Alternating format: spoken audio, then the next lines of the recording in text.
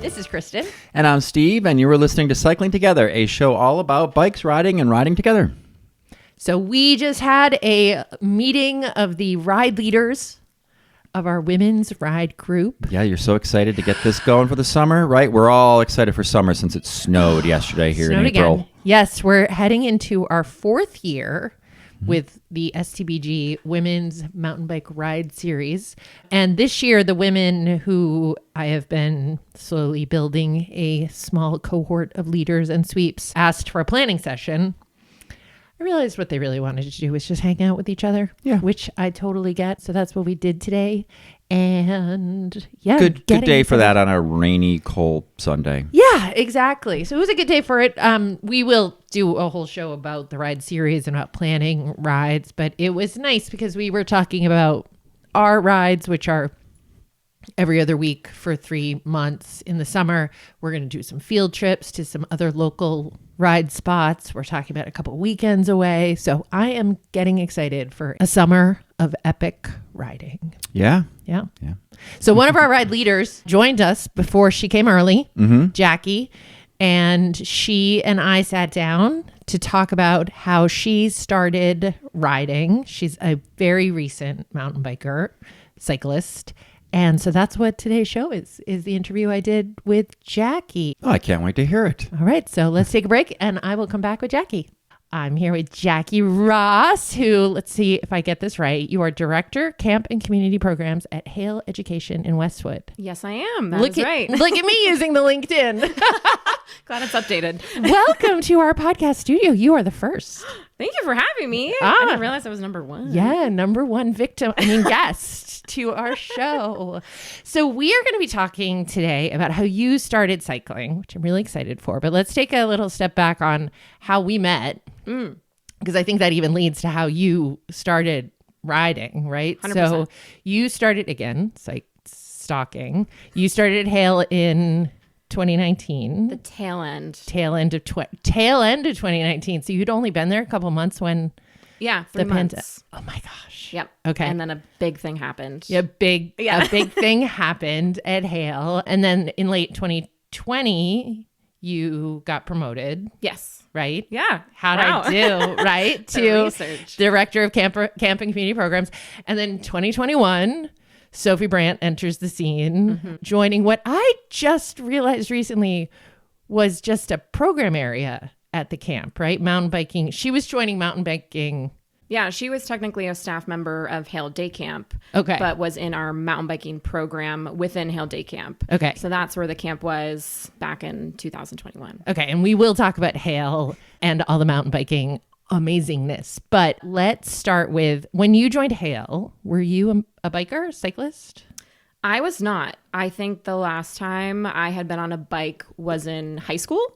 And then I started working at Hale, and I originally was hired to do absolutely nothing with mountain biking. That's not what I was hired for. Okay. And then the pandemic happened, and we were like just figuring out all the things that we could do, were able to do within camp. And so then I was able to oversee all the camp programs and figure out how we could do it in a global pandemic. Okay. So that was my first really toe into meeting some of our mountain biking camp staff and understanding what the heck mountain biking in camp actually looked like, and didn't even know you could do that on the trails. Just was so oblivious. Your director at the time was a mountain biker, right? He has since retired, but Eric was a mountain biker. Yeah, he is the reason mountain biking is part of camp at Hale. Okay. So then fast forward to, so when did you decide it was time to get on a bike? I decided, I was always so curious about it because not only was I overseeing the camp staff and the campers and, trying to develop curriculum for mountain biking that I didn't know anything about, we also had a youth racing team, the Wild Ones at the time. And Eric so kindly was like, you oversee the youth program, so you should also join in on their coaches meetings and, just keep, get a feel for what they're doing. I said, okay. So every Wednesday morning at 8:00, I'd hop on the Zoom with a whole bunch of really cool people that all they did was talk about mountain biking and racing. And I really just got to sit and absorb everything they were talking about. Okay. And I learned there was this thing called downhill versus cross country versus enduro, and these were words. I didn't truly understand what they were. I'm convinced they've made up half of them, but that's fine. Sure. And then there's like a whole language around it. And they all wore like flannels. And it was, opening the door to this community and culture that I just wasn't aware of before. Yeah. And so really spending time with them and meeting some really cool people, I was like, well, maybe like I should just try it. And that wasn't until 2022 was when I actually bought my first bike, and I bought a hardtail just because I didn't know if I was actually going to like it or not. Right. But I know I like to spend time in the woods, and, I like to be active outside. So I figured I'll try it and see how it goes. I was gonna ask, you were fit. Like, did you run? You were a runner. Did you do the Boston Marathon? I did. You did that as one of the fundraising. Yeah, ran for Hale. Yep, ran for Okay. Hale in 2023. Okay. And did that. I was on their team, but I was a runner in high school, college, and have done like road racing since then. And then starting to work at Hale, I really got into trail running because there's 1,200 acres outside your office door. Right. Might as well go enjoy them. Right. And just a bunch of coworkers were really interested in spending time in the woods. And so trail running was the first kind of woods focused sport I got into. Okay. So you got a hardtail. What were, like, before you started, what would you say were some of your maybe biggest questions about mountain biking or concerns or? Biggest concerns, I think, were like, how hurt am I going to get? Because I had Fair. hurt tails. I also just didn't know, like, where can I ride? What is the right equipment to use? Because when you talk to people who are in mountain biking, like, the opportunities are endless. Like, the limit does not exist. Yes. For bikes and gear and helmets and shoes and pedals. And like when I bought my bike, they were like, oh, what kind of pedals do you want? I was like, it doesn't come with pedals. What do you mean? Yeah, I guess I want pedals. They seem like a good idea.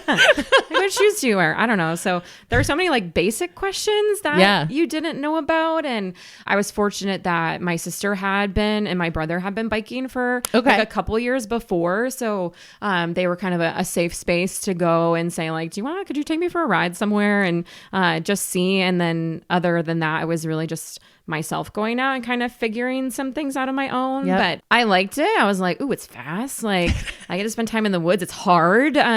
Which I think when you get into like long distance endurance, length sports, you appreciate the difficulty and the challenge of it. So I think that was something that also I really liked about initially getting into it. Yep. Was there anything that surprised you when you first got into it? Probably like just how many opportunities and how many things there are. I always tell folks when I'm talking to them about like they want to start mountain biking. I was like, once you open the door and just like peek around into the community, like it's a lot. It's a lot, but it's also exciting because there is so much to do. Yes. And you can do it all year if you really like get into it. Yes. I remember having that same discovery when I first started running. And I was like, if you're willing to run, there are people running all over the place, doing all sorts of crazy things. And you're right. I think it's the same on bikes. Like there's just people doing group rides, races, endurance things, that I had. Once you kind of figure that out, how to find them, you start to realize, oh, there's so many things you can do, right? Yeah. It's so fun. I never even noticed how like bike racks on the back of vehicles. Like I never like picked out mountain bikes that people were driving around with. Like, and now I see them all the time and I'm like, they must have been there before, like 2023. But yes, absolutely. If your mind's not open to it, you just don't see it. And then you see a trail and you're like, I could ride this. Like Makes me so happy. So you started with a hardtail. You have upgraded since then. Yes. So how long did it take you to jump? Not that it's a requirement to jump from the hardtail to you went to a dual suspension. Yes, right? That took about just 1 year. 1 year. Yeah, I got my first bike like May 22, and then August 23, I got my first full suspension. Did you look back and wish you had gotten something more, or do you still okay with the decision you made to get? Because it's always like, I feel like as grown-ups, we have this moment where we have to decide, like, am I going to like it? So should I get something? And then you're like, oh, if I had just gotten that other thing, I'd be halfway there, And I'm not saying the hardtail, it was a wrong choice. I'm just curious, as someone who bikes just arrive in my living room, right? Like, let's be clear. I don't have a lot of choices here. Someone's like, this is the bike you're getting. And I'm like, cool. Thank you very much. But that level of buying, that level of investment, I do think is the hardest thing about getting into this sport. 100%. And especially when I bought my first bike, new bikes were really scarce because during the pandemic, it was really hard to get a new bike because everyone discovered the outdoors again. It was like being those people at church on Christmas who's like, who are all of you? Like, I do remember that during the pandemic. You'd be in the woods and you'd be like, who are all these people? Mm-hmm. How come they're showing up now? People walking down the street. It's like the street's been here the entire time. Yeah, and now they're just walking on it, which is fantastic. It is fantastic. But I do remember that experience during the pandemic that like Steve and I would be in our local woods and we're like, who are all these people? Like, it's great. Yeah. Where have y'all been? Yeah. So getting, just into that first hardtail, it was an expensive bike for what, and again, like I didn't have a knowledge of no perspective. How expensive bikes could get. Yes. So for me, it was, well, I want to buy a bike that is, not just like an entry level bike. Cause if I do enjoy it, I want to get my money's worth out of this bike. So was willing to spend a little bit more than just, whatever was out there. And I appreciate it because my first season on it, I didn't ride it a ton, like I will say. And every time I would ride with some folks, they're like, oh, if you had a full suspension, it would be such a smoother ride. I see like you're working hard over some of these things. If you had a full suspension, it'd be smoother. And so that also had me going like, I really like this. And if I, enhanced my bike experience, would that, would I bike more? And so I bought the full suspension and I biked a lot more. Did you? Yeah. And it made riding a lot easier. It was more fun. It was lighter. And it just made, especially, Hale can be, pretty techy and rocky and crunchy and a lot of, places around where I ride are. So it's not just like smooth trails. Welcome to New England. Yeah, exactly. It made it easier, more fun. And so I found myself just riding a lot more.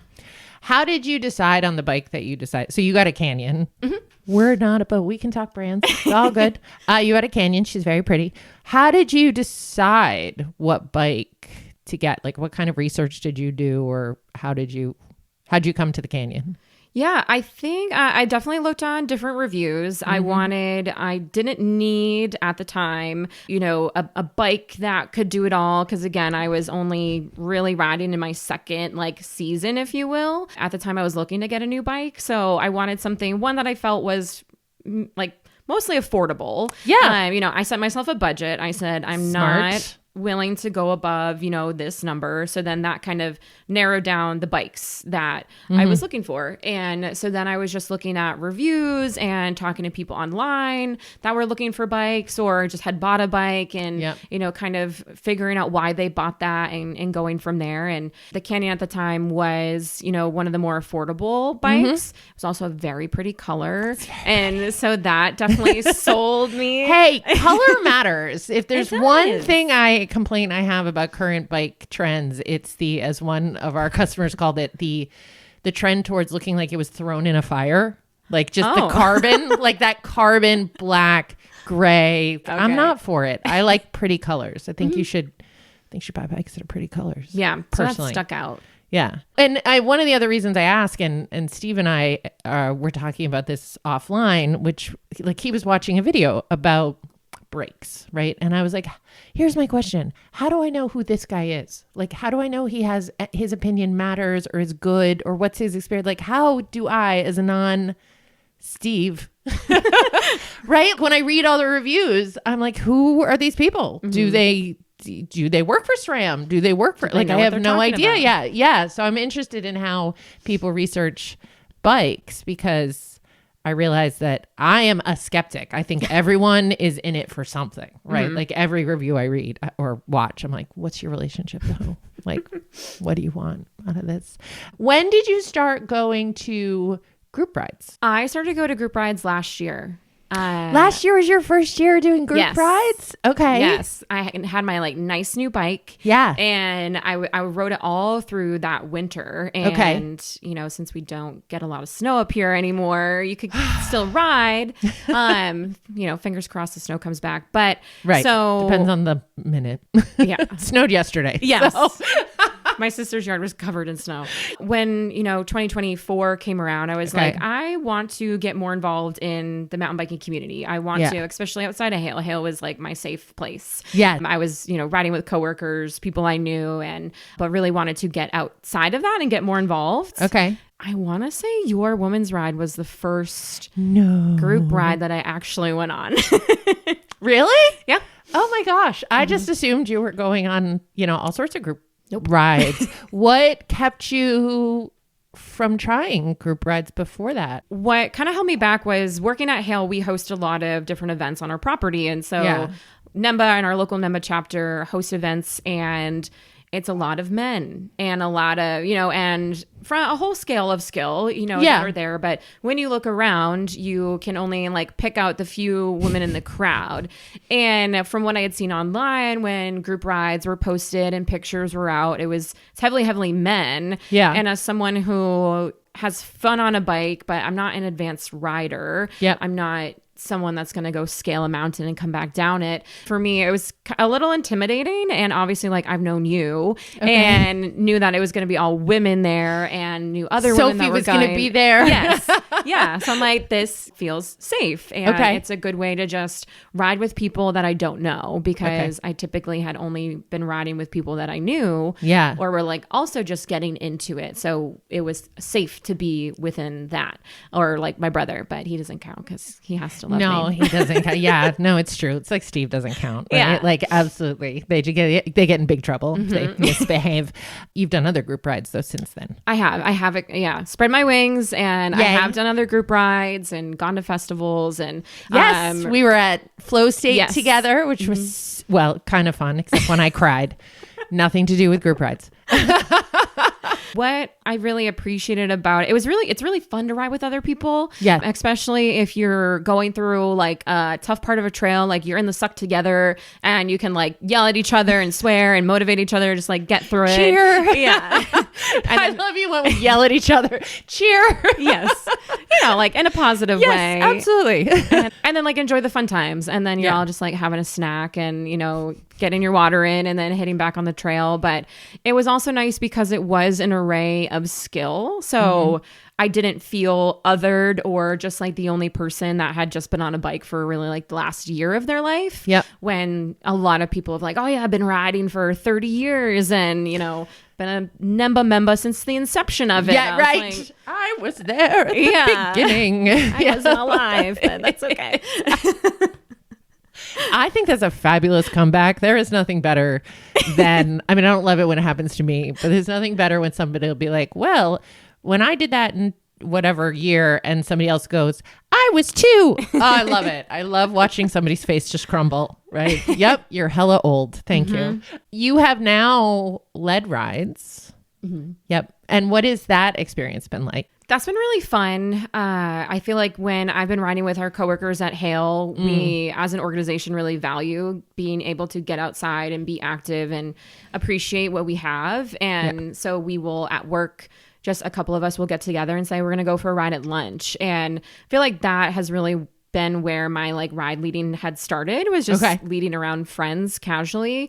But I've really appreciated seeing women like you and Leslie riding, and women that will just step up to take charge and not only lead women, but also lead men. Yeah. And so I really appreciate that, because you do get just take a bunch of people on a fun little ride, and hopefully you know where you're going and don't make a wrong turn. But even if you do, that's okay. We just turn right around and keep on going. My philosophy is if they don't like that, then they can lead the ride. Yeah. I feel like that's, if they didn't want to deal with me getting lost. Exactly. And we know I get profoundly lost. So it's the GPS. It's not you. Absolutely. Absolutely. It's Yeah. It's interesting to me that as you have grown as a mountain biker, it does feel like Hale has grown as a mountain bike program. And in particular, the emphasis on women and girls. Is that a coincidence? Is it a coincidence? Maybe, but I also think there's a lot of intentional energy being put into mountain biking, but also women in mountain biking at Hale. Yes. Do I have a very selfish reason why we wanted to host some very women-specific things? Yes, probably. And so, and also being able to bring in more support for that. You know, we brought in Chris Nichols to really run our mountain biking programming in 2023. So really, as I started to peak up and we brought him on, just being able to have that focus on those programs. But in conversation, he wants to see more women in the sport. He is definitely like a motivator, a cheerleader. And so he allowed me some opportunities, just very in small instances, to take the lead, and constantly asked me to go on a ride with him, and really just making the space welcoming and safer for me to be there with him, where like Chris is can be an intimidating man for those that don't know him. So to have that guy on your side. He's a big personality. Yes. He's a big personality. Yeah. So just so we can track. So when Sophie started in 2021, mountain biking was a program. Mm-hmm. And then is it the next year that it became its own camp? Yes.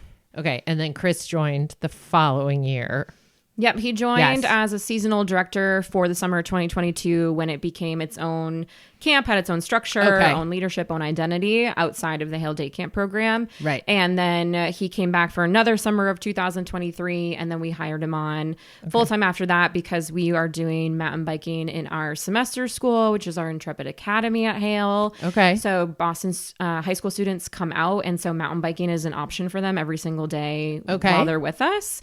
So he was really supporting that and making sure that was a safe and quality program for them. Yeah. We do a lot of school-based programs where schools come to Hale for team building or experiential learning, environmental education, and mountain biking has become more of something that they're looking for. Yep. We've also had our racing team to our club. We do youth clinics and adult clinics. And so all this community and programming really started to build up, and selfishly I also wanted to be able to participate in some of these things, especially honing in on my skills, having more of our coworkers able to do that, and then really making sure that anyone in the community can have access to mountain bikes. I mean, I think we call it selfishly, but the whole women's ride program that we have at the shop is selfishly because I wanted women to ride bikes with. I think sometimes if you focus on the things you need, that you're not alone in that, right? And if you just, this is what I know I need, let's build a program around that,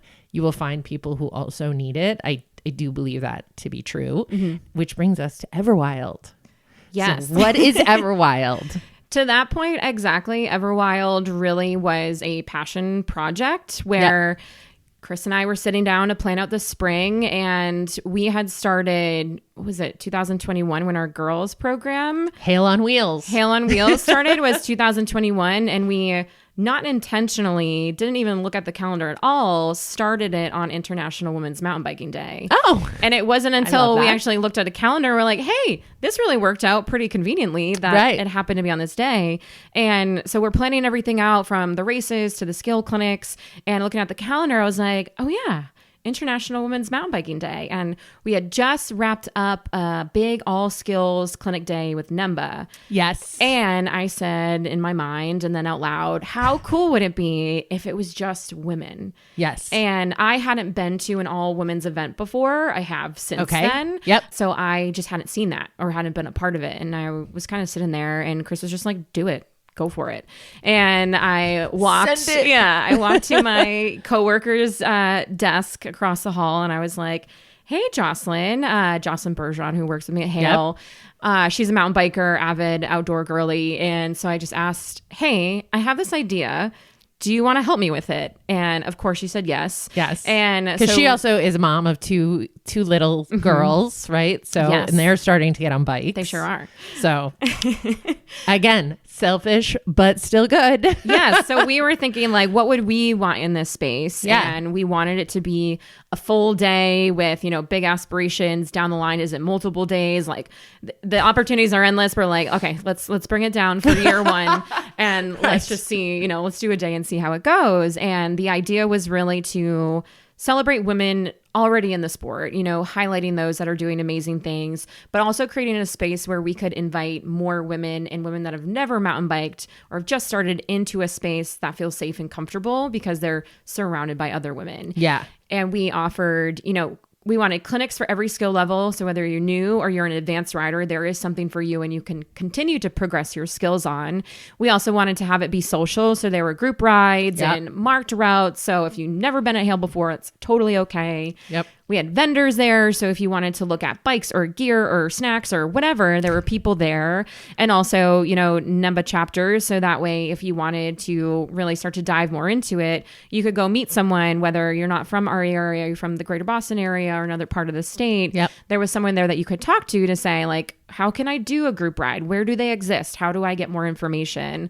And obviously we had food and beer because it has to be that. So we ended the day with a happy hour around a campfire. And we getting to that day, we, invited the women in mountain biking that we knew to say, Kristin, hi, will you come help us while we get this off the ground? Because while we know what we want to do, again, like I hadn't been to big events. I hadn't been to some of these things. So I'm like, what are your thoughts? What do we do for swag? And all those silly questions that you may not always think about or the parts of it. And so inviting the people that have that experience to come help make it better. And it was spectacular, I have to say. I particularly love women's events. I particularly love women's rides. It was really great. Did you have any, I can't believe we asked this, but only because I've seen it elsewhere. Did you get any pushback where like dudes were like, how come something for us? What can we have?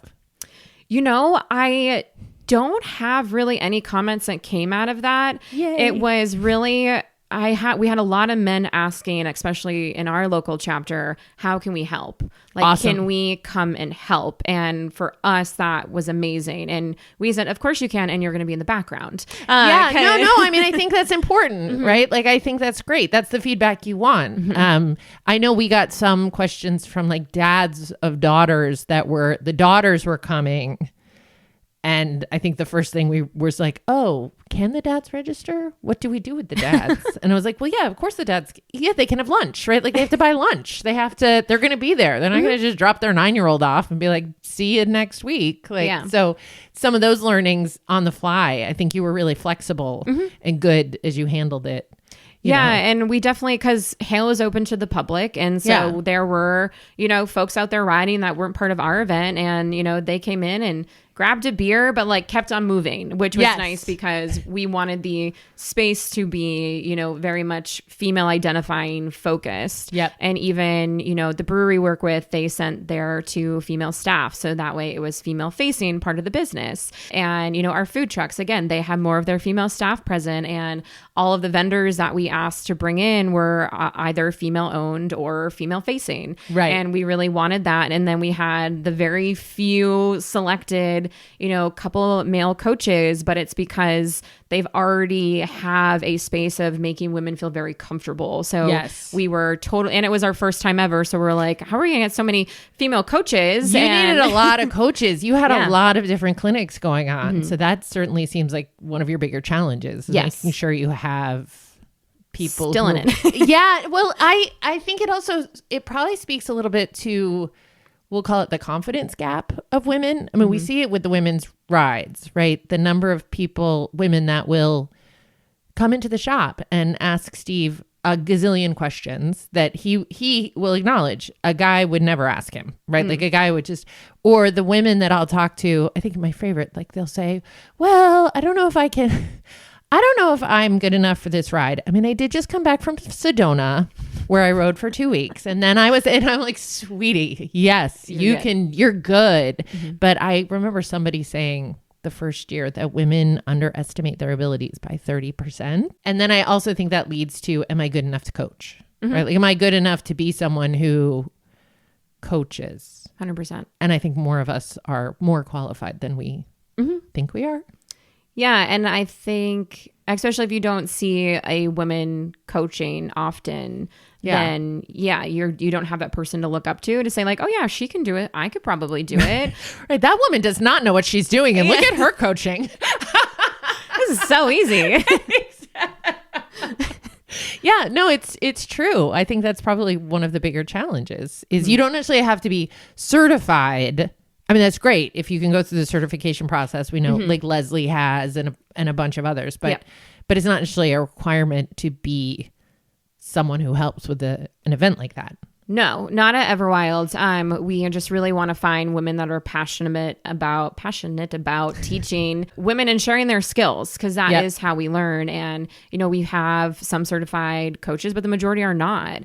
And that's what makes it valuable, because you can see, like, you don't have to go through this entire experience and get this expensive certification in order to pass on everything that you know to someone else. Right. And so, it's looking for those other women that want to step up and lead that, and also letting them know, yes, you can do this. Thinking of someone now, I just had a conversation yesterday about it, and I was like, you totally can do this. You can do it. And it is just getting her to the point where she'll say yes about it. But everyone, at Hale, it's all about challenge by choice. You do it when you're ready. I like that. Challenge by choice. And so when you're ready to do it, do it. If you don't want to hit that feature, not today. Yep. Oh, I like that a lot. Everwild is May 3rd this year, which is, again, International Women's Mountain Bike Day.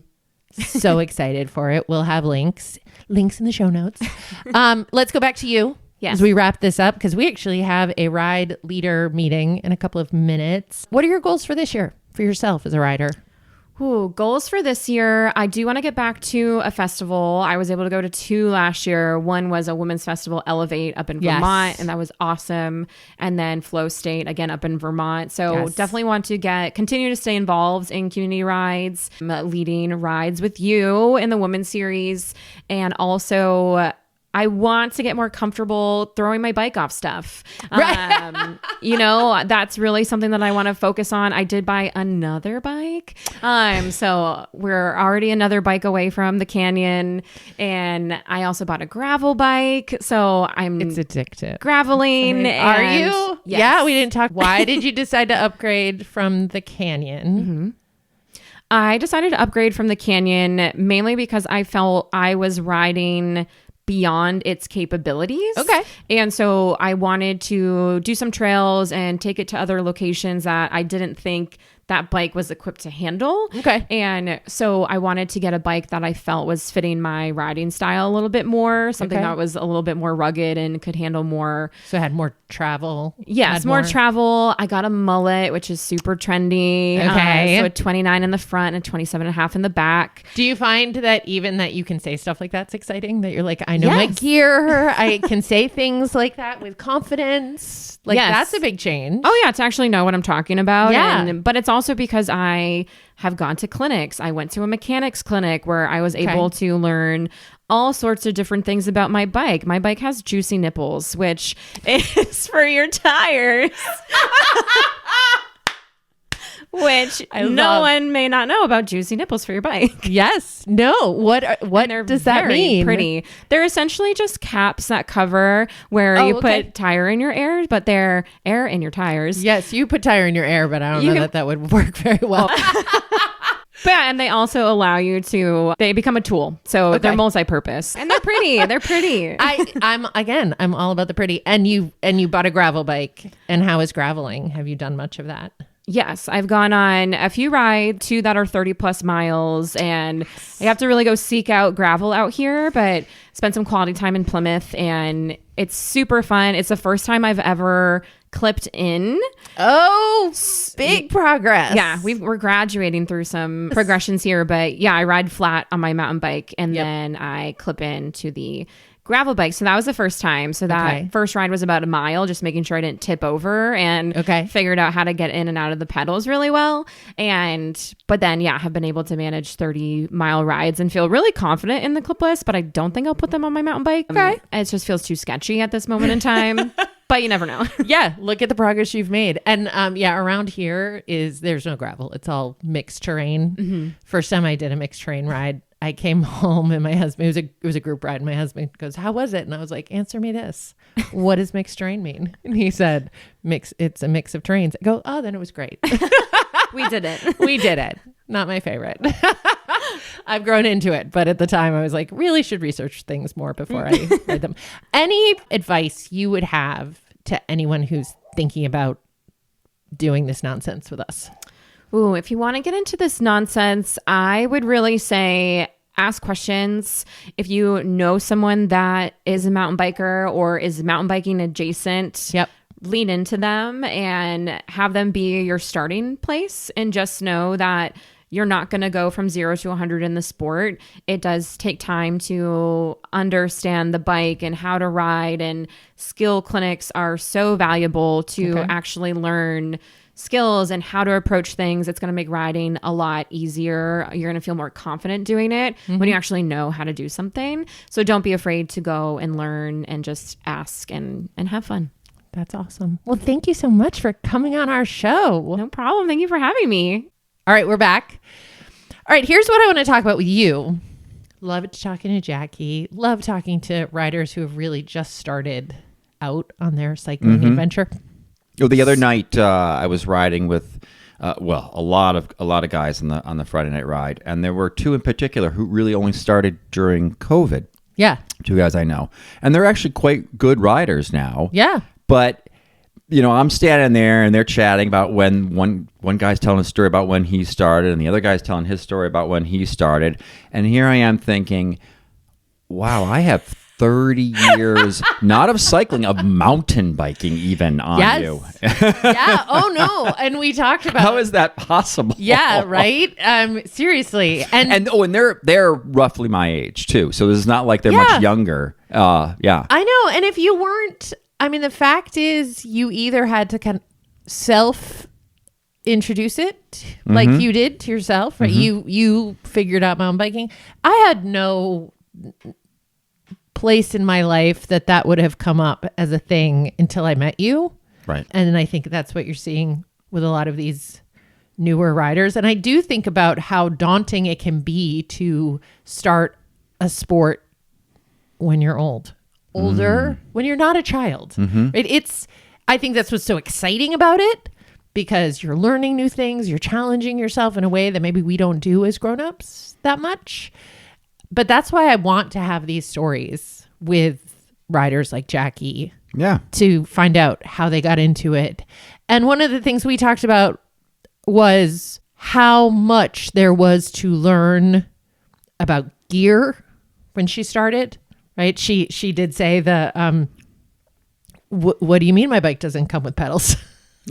Right. Even of course I want pedals. And she was talking about how she researched, which brings me to a question I want to talk about with you. So up on the YouTube, a video pops up about the SRAM brakes. And me being just a very skeptical person. Yes. Was like, who's this ding dong? What does he know? Why should I listen to him? So that's what I want to talk about. How do we research bikes? Like, how does somebody who is new, like we talk about your scene with scrolling while scrolling. I want to know, where should I be scrolling? I think this is a whole episode in itself. I really do. So I don't think we can just leave this episode on that note, right? There's no quick answer to this. Okay. So I'll just leave it at this. So you're going to give me a quick answer, but we're going to do an episode on this. Yes, correct. Okay, awesome. Okay? That's all I want. You have to be very careful about a lot of reviews, and in many ways, reviews are ruining cycling. Okay. And they're ruining the purchasing of items in general for a lot of people, because so much of it is now either sponsored content or people getting stuff for free and then just shilling out a nice review because they got it for free and they want to get more stuff for free. Do they disclose they got it for free? Yeah, sometimes, but that's just not always the case. For the record, they have to. The FTC requires them to disclose if they got something for free or were compensated in any way. Usually you will hear, like, I got sent these brakes. Yeah, and that's how they do it. And there's a lot of good reviewers who will say they're not being compensated, or in some cases they went out and bought it themselves, which are great reviews. But they're always, and then the worst are the reviews. They're like, oh, here are like the top like top 5 or something like that, and every single one has an affiliate like Amazon link, right? And you're like, those are the top 5 that are available on Amazon. Right. And I see that a lot with products. I'm like, though these other 2 are really the best. Oh, but they're not sold on Amazon, so you're not even going to include them, right? So you get a lot of that. So this is a whole. Yeah, I mean, episode. It may be a whole episode. It was so maybe quickly check if they're affiliate links. If they say that they're part of it for me is just because they got free stuff. Let me put it this way. I used to get a lot of free stuff when I was someone considered to be an influencer, right? When I was on Manic Mommies, I got a lot of free stuff. That didn't make me an expert on most of it. Right. Right. That just made me somebody who had an audience. And if I was willing to talk about it, that could be considered a review. But I'm as skeptical to say, like, who are you that you're qualified to be having this review? Like, how would I know as a just average person? In some ways, just an experienced rider is somewhat qualified to give their opinion on that product. Yep. And I see those and look at those and watch those myself.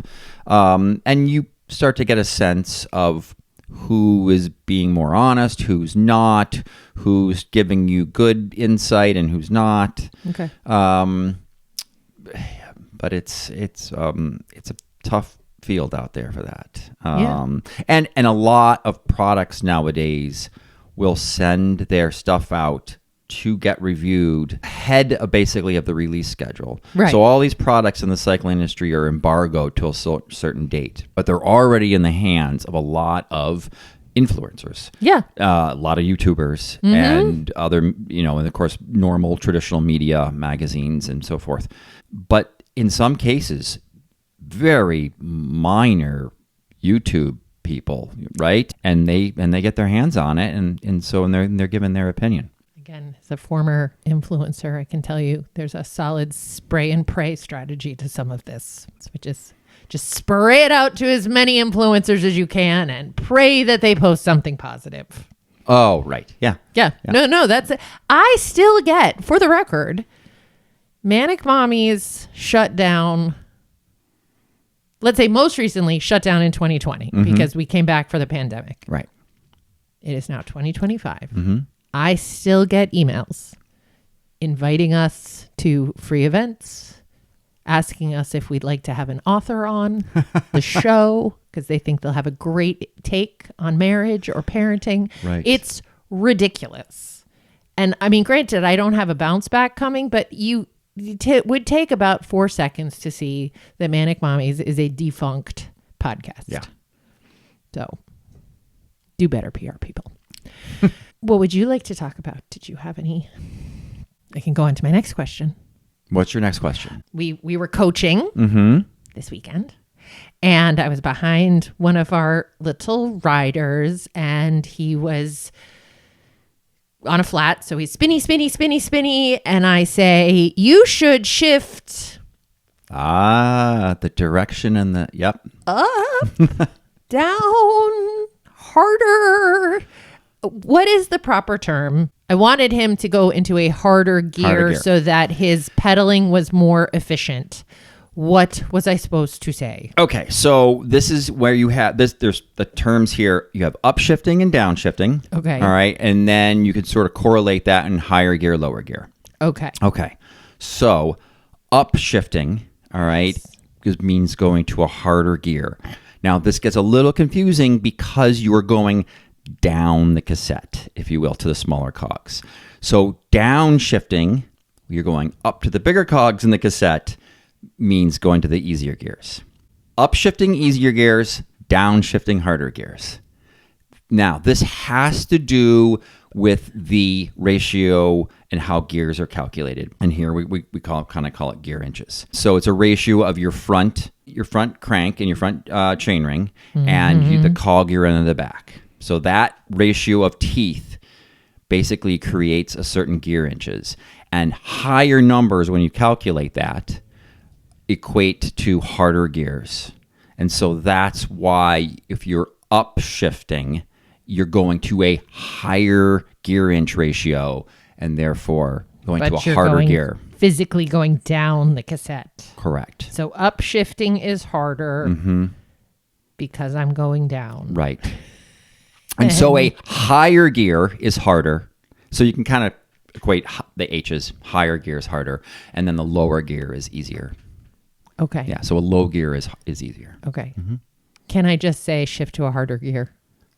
Do I sound Sure. like a ding dong? No, you can say Well, that. I want to sound like I know what I'm talking about, but I also, because there's also my audience and I don't know what he knows. Right, and no matter how many times we say this, people just aren't going to remember. I've already Right? forgotten. You've already forgotten. it's already too confusing. No, I can do shift up means to get harder. And I'll just remember that the physicality of that is the opposite. It goes down. Yeah, there we go.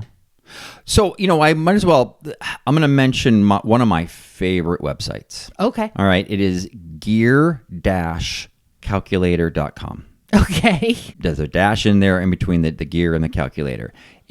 I use this all the time.